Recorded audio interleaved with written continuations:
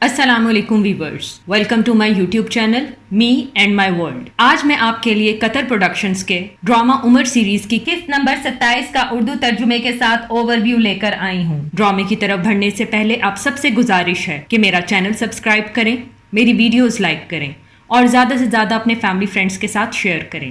شکریہ۔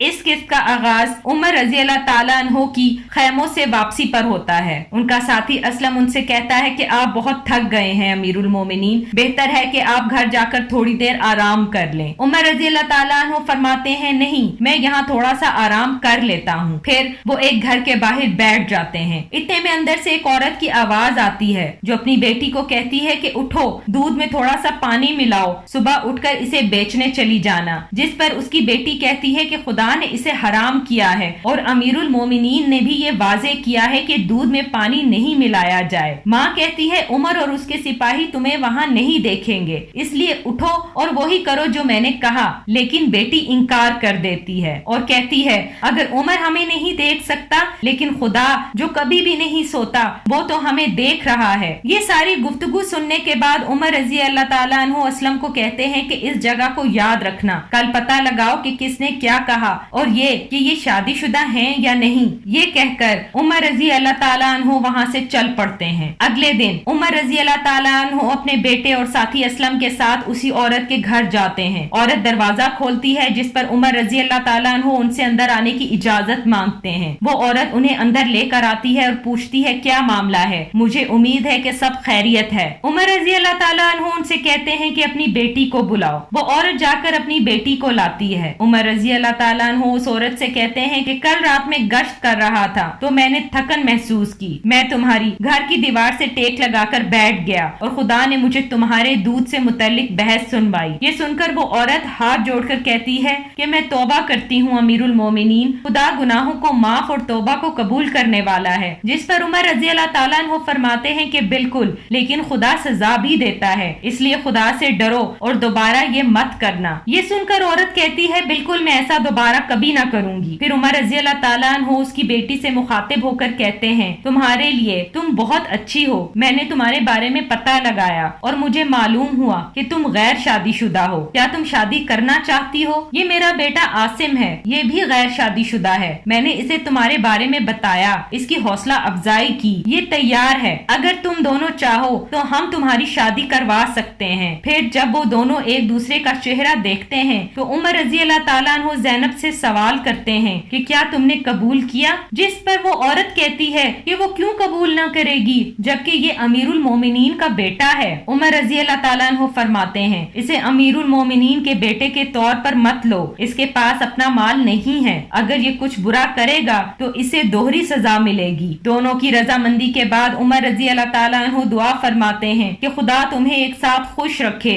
اور تم دونوں کو نیک اولاد دے۔ اس منظر میں عمر رضی اللہ تعالیٰ عنہ عوام کی شکایات سن رہے ہوتے ہیں کہ دو شخص ان کے پاس حاضر ہوتے ہیں۔ عمر رضی اللہ تعالیٰ عنہ فرماتے ہیں کہ دہک اپنے مخالف سے پہلے اپنی شکایت بتاؤ۔ پھر دہک کہتا ہے کہ امیر المومنین میرے پاس پانی کا ایک چشمہ ہے، میرے کھیت اور چشمے کے درمیان ایک زمین کا ٹکڑا ہے جو محمد ابن مسلمہ کا ہے، اگر مجھے پانی اپنی زمین پر لے کر جانا پڑے تو مجھے ابن مسلمہ کی زمین سے گزرنا پڑتا ہے، لیکن یہ مجھے روکتا ہے۔ میں نے اسے کہا کہ تمہارے لیے بھی فائدہ مند ہے، تمہارے پاس پینے کا پانی ہے، تم اپنی زمین پر آپاشی کر سکتے ہو، اگر چاہو تو یہ تمہیں نقصان نہیں پہنچائے گا، لیکن اس نے انکار کیا۔ یہ سننے کے بعد عمر رضی اللہ تعالیٰ عنہ محمد ابن مسلمہ سے سوال کرتے ہیں کہ تم نے اپنے بھائی کی بات کا انکار کیوں کیا جبکہ اس سے تمہیں کوئی نقصان نہیں بلکہ فائدہ پہنچے گا؟ ابن مسلمہ کہتا ہے یہ میری زمین ہے، میں وہی کروں گا جو میرا دل چاہے گا، میں اس پر آزاد ہوں اور مجھے ڈر بھی ہے کہ اگر میں نے اسے وہ زمین کا ٹکڑا استعمال کرنے دیا تو کل اس کا خاندان دعوے دار ہو جائے گا اور میری چیزیں خراب کریں گے۔ عمر رضی اللہ تعالیٰ عنہ یہ سننے کے بعد کہتے ہیں کہ تمہاری ملکیت ہے، یہ تسلیم کرتے ہیں، یہ زمین تمہاری ہے اور تمہاری ہی رہے گی، اس کے باوجود تمہارا انکار ان کو نقصان پہنچائے گا۔ یہ ایسا ہی ہے جیسے کہ تم اسے اس کی زمین سے فائدہ اٹھانے سے روک رہے ہو اور اس سے تمہیں بھی کوئی فائدہ نہیں پہنچ رہا، لیکن پانی دینے کا ذریعہ تم तुम दोनों को फायदा पहुंचाएगा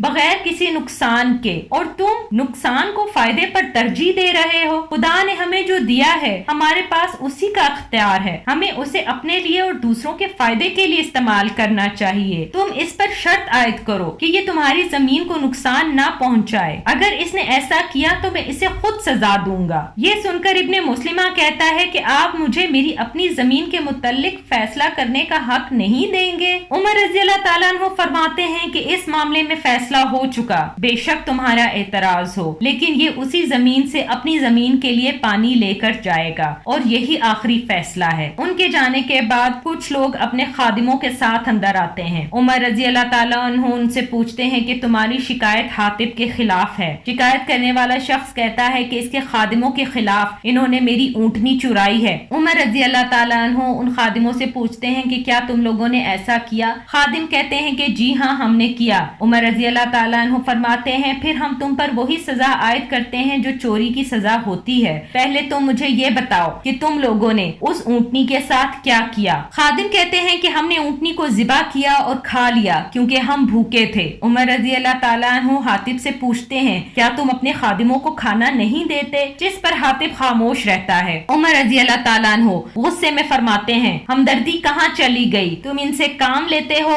और इन्हें भूखा छोड़ देते हो। खैर, अगर इनमें से कोई भी ऐसी चीज खाए जो खुदा ने हराम की है तो इन्होंने कोई गुनाह नहीं किया। मैं इन पर कोई सजा लागू नहीं करता। ये उनकी बुनियादी जरूरत थी जिसे तुम्हें पूरा करना चाहिए था। बेशक अल्लाह माफ फरमाने वाला है। उसके बाद उमर रज़ी अल्लाह ताला अन्हु उन तीनों खादिमों को वहाँ से भेज देते हैं। शिकायत करने वाला शख्स कहता है मेरी ऊँटनी का क्या होगा? उमर रज़ी अल्लाह ताला अन्हु हातिब से मुखातिब होकर कहते हैं खुदा की कसम मैंने इन्हें सजा नहीं दी क्योंकि वो हकदार न थे, लेकिन हातिब मैं तुम्हें भारी जुर्माना करूंगा। तुम ही हो जिसकी वजह से ये जुर्म हुआ। उमर रज़ी अल्लाह ताला अन्हु ऊँटनी के मालिक से मुखातिब होकर कहते हैं कि तुम्हारी ऊँटनी की क्या कीमत थी? वो शख्स कहता है 400 दिरहम। उमर रज़ी अल्लाह ताला अन्हु हातिब से कहते हैं कि जाओ और इसे 800 दिरहम दे दो। हातिब कहता है क्या मैं इसे दुगनी रकम दूं? उमर रज़ी अल्लाह ताला अन्हु फरमाते हैं हाँ तुम दोगे। मैं तुम्हारे बारे में पता लगाऊंगा और अगर मुझे पता चला कि तुमने अपने खादिमों को भूखा रखा और इन्हें किसी किस्म की सजा दी तो तुम भी वैसी ही सजा के लिए तैयार रहना। ये मामला खत्म हुआ। फैसला सुनाने के बाद वो दोनों को चले जाने का कहते हैं। इस मंजर में एक शख्स अमीरुल मोमिनीन से रास्ते में मिलता है और इन्हें सलाम अर्ज करता है और कहता है मुझे आपकी नसीहत चाहिए। मेरी एक बेटी है, दौरे जहालत में मैं उसे जिंदा दफनाने की गर्ज से बाहर ले गया था, लेकिन जब मैंने उसे मट्टी में डाला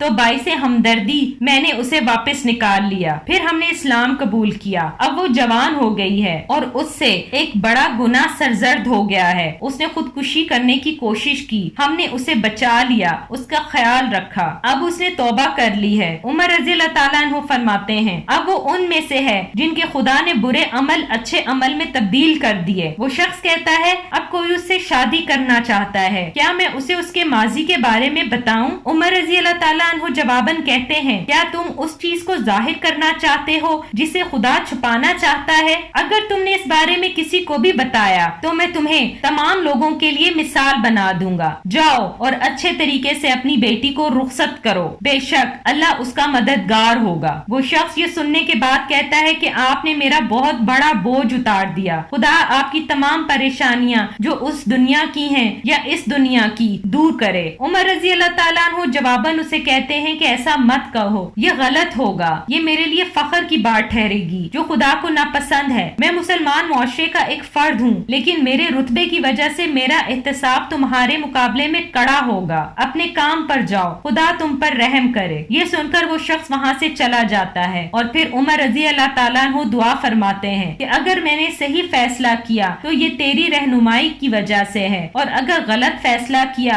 तो मेरे खुदा ये पूरे का पूरा मेरा कसूर है। इस मंजर में उमर रज़ी अल्लाह ताला अन्हु अली रज़ी अल्लाह ताला अन्हु से फरमाते हैं मेरे पास बहुत सी शिकायतें आती हैं, मुझे अच्छा लगेगा कि अगर तुम मेरे साथ इन्हें हल करो। तुम इस्लाम का इल्म रखते हो और हक की तरफ नसीहत करने वाले हो। अली रज़ी अल्लाह ताला अन्हु फरमाते हैं कि फर्ज करो अगर मैं किसी मामले में फैसला सुनाऊं और तुम इस फैसले को सुनो और उससे मुत्तफिक न हो तो फिर तुम क्या करोगे? उमर रज़ी अल्लाह ताला अन्हु फरमाते हैं, खुदा की किताब और रसूल खुदा सल्लल्लाहु अलैहि वआलैहि वसल्लम की सुन्नत ये वाज़े करती है कि हम में कोई तनाज़ा ना होगा। तुम इन्हें किसी से भी ज्यादा बेहतर जानते हो। हम में से जो भी फैसला करेगा वो ये कोशिश करेगा कि कुरान और सुन्नत की रोशनी से करे, और बिलफर्ज अगर मुझे कोई फैसला गलत लगेगा या किसी फैसले से मेरी राय मुख्तलिफ होगी तब भी मैं तुम्हारे फैसले को मनसूख न करूंगा। हम दोनों खुदा की रहनुमाई हासिल करने के लिए दुआ करेंगे। अली रजी अल्लाह ताला अन्हु ये सुनने के बाद फरमाते हैं, फिर मैं तुम्हारी मदद करूंगा अमीरुल मोमिनीन। उमर रजी अल्लाह ताला अन्हु दुआ करते हैं कि खुदा मुझे हमेशा वहीं रखे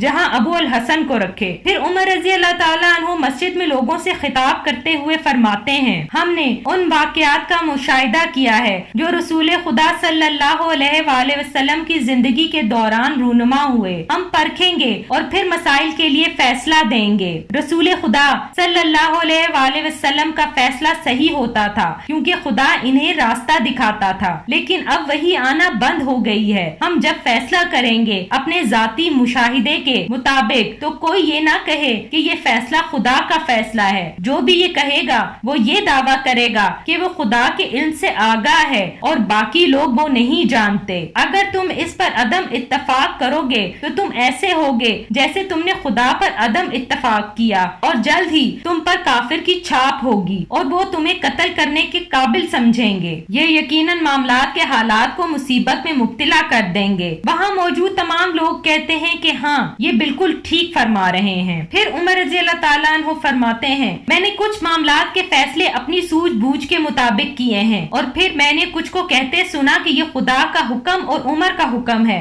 इस पर उसके लिए बुरी सजा है, ये बुरी गुफ्तगू है, ये उमर का फैसला था। अगर ये सही है तो खुदा का फजल है और अगर ये गलत है तो उमर की गलती है। ए लोगो, सुन्नत की पैरवी करो, उस निसाब की पैरवी करो जिसकी खुदा और उसके रसूल ने वजाहत की है। इस मंजर में एक सिपाही खालिद रजी अल्लाह ताला अन्हु के पास आता है और कहता है, आपको किसी खास से मिलना चाहिए, हमें उम्मीद रखनी चाहिए कि ये अच्छे के लिए होगा। खालिद रजी अल्लाह ताला अन्हु कहते हैं कि हाँ, हमें खबर मिली है कि शहर के पादरी के यहाँ बेटा हुआ है और वो आज रात जश्न मनाएंगे और वो लोगों को खाना और शराब देंगे। ये सुनकर सिपाही कहता है, और क्या हम भी उसके साथ जश्न मनाएंगे? खालिद रजी अल्लाह ताला अन्हु फरमाते हैं, हाँ, लेकिन अपने तरीके से। मैंने ये भी सुना है कि वो कुछ खाना और शराब शहर के मुहाफिजों को भी देंगे और वो जब वो पी लेंगे और मदहोश हो जाएंगे, ये हमारे लिए बेहतरीन मौका होगा, हम इसे जाया न करेंगे। यही वक्त होगा जब वो शराब की वजह से मदहोश होंगे, हम दीवार पर चढ़ जाएंगे। सिपाही कहता है, और मशरकी दरवाजे का क्या? खालिद रजी अल्लाह ताला अन्हु फरमाते हैं, हाँ, उस पर बहुत कम मुहाफिज हैं, वो भी दरवाजे की ताकत और दीवार के मजबूत होने की वजह से। दूसरी तरफ शहर के अंदर जश्न मनाया जा रहा होता है, लोग खाना और शराब नोश कर रहे होते हैं और वही शराब दरवाजे पर मौजूद मुहाफिजों को भी दी जा रही होती है। खालिद रजी अल्लाह ताला अन्हु की सरबराही में मुसलमानों का एक दस्ता छुपकर दीवार के पास आ जाता है। तमाम मुहाफिज शराब के नशे में होते हैं। अबू उबैदा रजी अल्लाह ताला अन्हु रस्सी को दीवार की दूसरी तरफ फेंक कर दीवार पर चढ़ने में कामयाब हो जाते हैं। चढ़ने के बाद अबू उबैदा सीढ़ी वाली रस्सी नीचे फेंकते हैं, जिसके जरिए खालिद रजी अल्लाह ताला अन्हु और बाकी साथी भी दीवार पर चढ़ जाते हैं और फिर रास्ते में उनको जो भी मुहाफिज मिलते हैं वो उनसे मुकाबला करके उन्हें उनके इंजाम तक पहुंचा देते हैं। सिपाही नशे की हालत में होते हैं, इसलिए वो लड़ नहीं पा रहे होते, लेकिन एक मुहाफिज पादरियों को खबर करता है और मुसलमान मशरकी दरवाजे के जरिए अंदर आ जाते हैं। ये सुनकर पादरी बाहर निकलता है और मुहाफिजों को कहता है कि हटो, तुम लोगों ने शहर की हिफाजत न की और अब चाहते हो कि हम सब बर्बाद हो जाएं। मुसलमानों का एक दस्ता अंदर आ चुका है, जब तक हम उनके सिपा सालार के पास जाएंगे और अमन की दरखास्त करेंगे तब तक हम सब बर्बाद हो जाएंगे। ये कहकर मुहाफिज दरवाजा खोलता है और पादरी बाहर जाकर मुसलमानों की खैमों की तरफ भागता है और कहता है, अमन अमन अमीर, हमने दरवाजे खोल दिए हैं इस सूरत में कि जान की अमान का वादा देंगे। हमने आपके साथियों के अंदर आने से पहले ये फैसला कर लिया था। जान की अमान देने के बाद सुबह होते ही तमाम दरवाजे खुल जाते हैं और मुसलमान शहर के अंदर इस्लाम का झंडा लेकर दाखिल होते हैं। फिर पादरी अबू उबैदा रजी अल्लाह ताला अन्हु, खालिद रजी अल्लाह ताला अन्हु और दूसरे लोगों को दरबार में लेकर जाता है और कहता है, क्या आप तख्त पर बैठना चाहेंगे? अबू उबैदा रजी अल्लाह ताला अन्हु आगे बढ़ते हैं। पादरी उनसे कहता है, अमन का अहद दे दें। खालिद रजी अल्लाह अल्लाह ताला अन्हु फरमाते हैं, हाँ हम दाखिल हुए अपनी तरफ से फौज के साथ, लेकिन मैंने रोमी मुहाफिजों की तरफ से बहुत कम मुजाहमत देखी। फिर थोड़ी देर बाद ही कुछ रिहायशी मेरे पास अमन की गर्ज से आए। उन्होंने अपने करीब की रोमी फौज को निकाल दिया और हमसे लड़ाई करने से रोका। इस तरह करने से उन्होंने खुद को रोमी की तरफ से पहले जवाबी कार्रवाई करने से बेनिकाब किया। उन्होंने हमारी मदद की। मैंने उन्हें अमन और हिफाजत का अहद दे दिया है। ये जजिया देंगे और हम इन्हें उनके दुश्मनों से बचाएंगे। अबू उबैदा रजी अल्लाह ताला अन्हु फरमाते हैं कि एक मुसलमान का अहद पूरे मुसलमान मुआशरे पर लागू होता है। खालिद रहनुमा है, हम इसके अहद की इज्जत करते हैं। दूसरी तरफ अबू सुफियान भी शहर में दाखिल हो जाता है और कहता है कि बताओ लोगों, क्या मैं ख्वाब देख रहा हूँ? क्या ये वही दमिश्क है जहाँ हम तिजारत की गर्ज से आते थे? अब हम यहाँ हैं तो हम इसके बादशाह हैं। अब यहाँ हमारे लोग हुक्मरानी करेंगे। अबू यजीद कहते हैं कि ये वही है जिसका खुदा और उसके रसूल सल्लल्लाहु अलैहि वसल्लम ने वादा फरमाया था। उनका वादा सच्चा हुआ। अबू सुफियान कहता है कि मैं अब दमिश्क में ही रहूंगा। अबू यजीद भी ऐसा ही कहता है। ये सुनकर खालिद रजी अल्लाह ताला अन्हु कहते हैं कि शाम की लड़ाई अभी खत्म ना हुई, हमें आराम नहीं करना चाहिए जब तक हम बैतुल मुकद्दस हासिल न कर लें, इंशाअल्लाह। इस मंजर में अबू यजीद रजी अल्लाह ताला अन्हु मदीने आते हैं। उमर रजी अल्लाह ताला अन्हु उनका इस्तकबाल करते हैं और गले लगते हैं। कहते हैं, शुक्र है खुदा का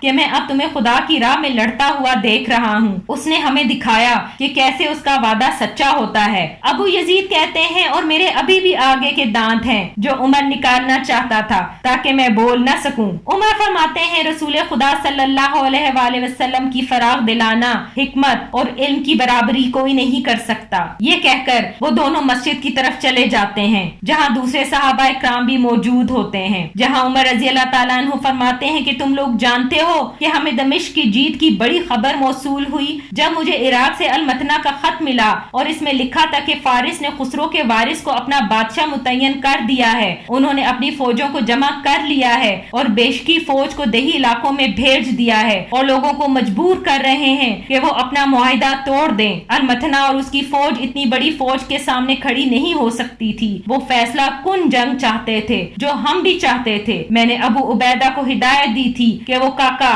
और खालिद की फौज को इराक की तरफ रवाना कर दें। मैंने अलमतना को भी लिखा है और हिदायत की है कि वो अभी फौज को ले जाकर फारिस के शहरी इलाके से निकलकर खुले मैदान की तरफ रुख कर लें और फौज को फारिस के करीब के इलाकों में तकसीम कर दें। वो यकीनन हर किसी को रबिया और मुद्दार और उनके वादी कबीलों में फाइज करेंगे, चाहे वो कर पाए या नहीं। मैं उनसे मिलने बाहर जाऊंगा जब वो इकट्ठा हो जाएंगे। अबू अल हसन मेरे बाद मेरी नुमाइंदगी करेंगे। ये सुनकर सहाबा फरमाते हैं कि आप इराक की तरफ फौज को भेज दें। ये अच्छा मंसूबा नहीं, आप कत्ल हो सकते हैं या शिकस्त खा सकते हैं। ये फैसला कुन जंग है तो हमें डर है कि मुसलमान खुद को संभाले रखें। ये ना हो कि आपको कुछ हो जाए तो हम खुद को संभालने के काबिल न रहें। बेहतर यही है कि आप यहीं मदीना में रहें और मुमलिकत के मामलात संभालें। अगर जीत नसीब हुई तो ये वही है जिसकी हम उम्मीद कर रहे हैं, वरना दूसरी सूरत में आप दूसरे दस्ते भेज दीजिएगा दुश्मनों को मसरूफ रखने के लिए, हत्ता कि खुदा हमें जीत अता न कर दे। वहाँ मौजूद तमाम लोग यही राय देते हैं। उमर रजी अल्लाह ताला अन्हु फरमाते हैं, अगर सब इस राय से मुत्तफिक हैं तो हम किसको फौज का सिपा सालार बनाएं? एक सहाबी फरमाते हैं, साद इब्ने अबी वक्कास को। फिर साद इब्ने अबी वक्कास फौज के सरबराह की हैसियत से फौज को फारिस की तरफ लेकर जाते हैं। इस मंजर में फारिस का बादशाह रुस्तम से कहता है, एक पूरे महीने से अरब अलकादिया में पड़ाव डाले हुए हैं। मैं तुम्हें हर बार हुक्म देता हूँ कि उनकी तरफ बढ़ो, ऐसी फौज के सरबराह बनकर जिसे अरब ने कभी ना देखा हो। तुम हर दफा बहाने बनाते हो और मामलात को टाल देते हो। मुझे नहीं पता कि तुम्हारे दिमाग में क्या चल रहा है। अगर तुम्हें अरब का सामना करने में डर लगता है तो अपने ओहदे से अलग हो जाओ। इसके साथ ही इस किस्त का इख्तिताम होता है। आखिर में आप सबसे गुजारिश है कि मेरा चैनल सब्सक्राइब करें, मेरी वीडियोस लाइक करें और ज्यादा से ज्यादा अपने फैमिली फ्रेंड्स के साथ शेयर करें। अगली किस्त तक के लिए अपना ख्याल रखें। शुक्रिया।